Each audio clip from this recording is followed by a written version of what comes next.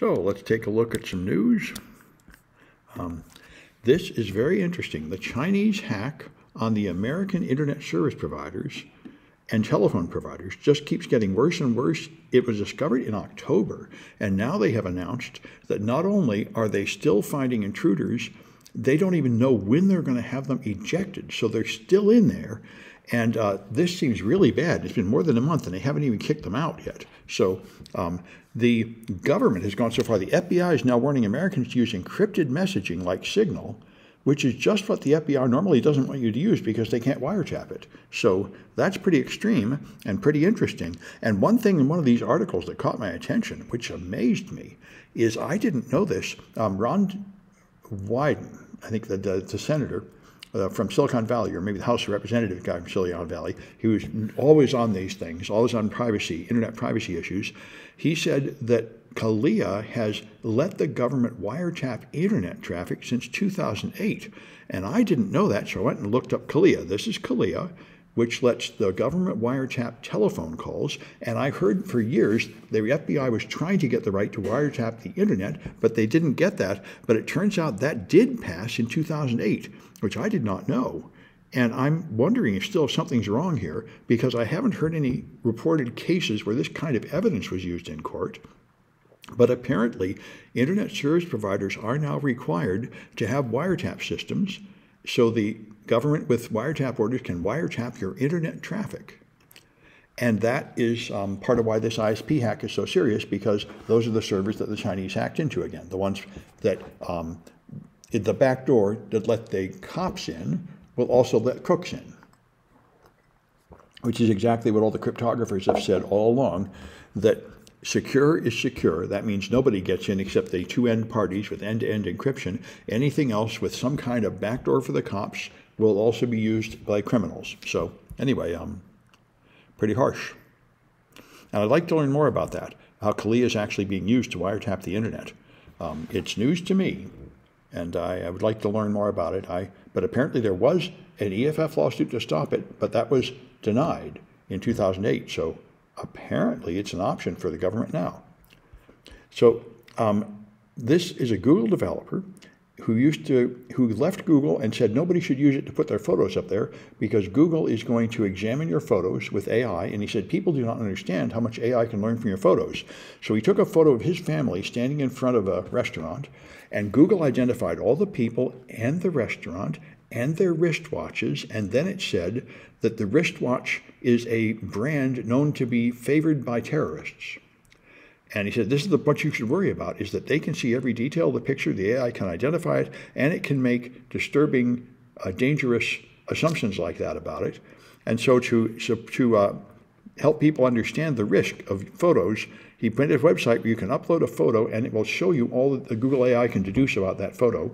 Or you can use a standard photo to see how it is and see how penetrating it is. So object recognition in photos has gotten so good that uploading a photo is like uploading a couple of pages from your journal listing everything you were doing that day or something, and that's probably not obvious. So that's an interesting dramatization of a security vulnerability.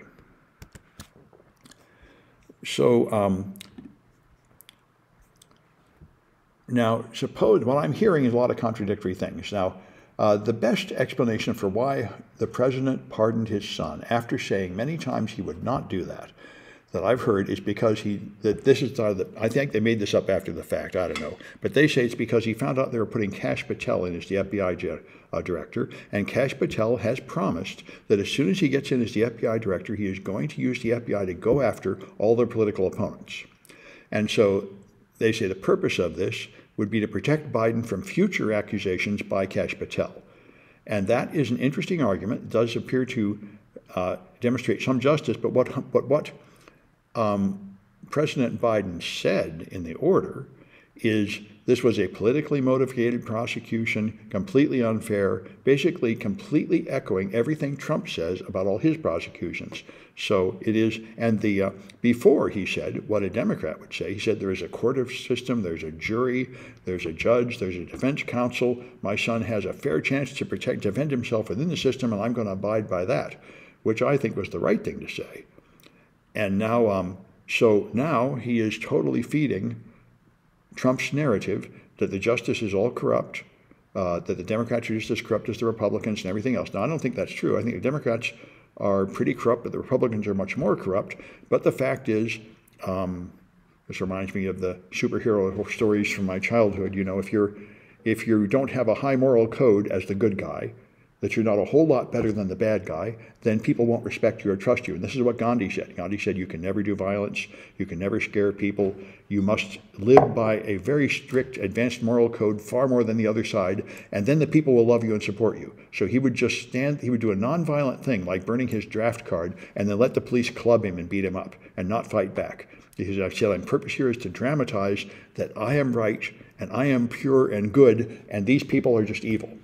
And the people will see that and they will support me. And it works. But you really do have to do this difficult thing of living by a much more pure moral code than your opponents. And if all you care about is winning an immediate victory in the battles you're fighting, then you will say, oh, it'd be more effective to just imitate the evil activities of my opponents.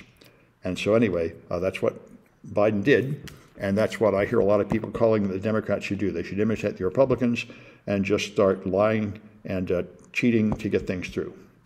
What I haven't heard them openly say yet, although I think it'll be the next thing, is to say that they should just endorse false science and conspiracy theories and stuff the way the Republicans do.